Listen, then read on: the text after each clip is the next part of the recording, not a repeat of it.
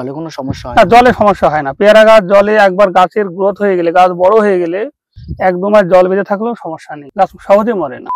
এই যে ঢিপি করেছেন, ঢিপি ছাড়া যদি আমি লাইন করি অসুবিধা হবে? না, লম্বা লাইন আমার ওই জমিতে রয়েছে, লম্বা ড্রেন করা। তাহলে জল নিকাশি ব্যবস্থাটা সুবিধা হবে। এটাতে সুবিধা হবে কি, চতুর্দিকে জল পাবে। এবার সার দেওয়ার সময় ঘাস বা সার দিতে সুবিধা, ঘাস নিড়াতে সুবিধা হবে। কোনটা আপনি সুবিধা দেখছেন, ওই লাইন করে লাগানো না এটা এই রাউন্ড করে লাগানো? সবচেয়ে রাউন্ডটাই ভালো। মানে এতে সার দেওয়া সুবিধা, এতে সার দেওয়া সুবিধা যেমন তেমন ঘাস কম হয়, এতে ঘাস কম হয়। শুধু ঘাসটা গোড়াটা নিড়িয়ে দেওয়া হলো, হ্যাঁ। বাকিটা আমরা ঘাস মানে হার্বিসাইড দিতে পারবো। পিয়ারায় অনেকে বলে হার্বিসাইড দেওয়াটা উচিত না, কিন্তু না, কিন্তু এত জমি সম্ভব না।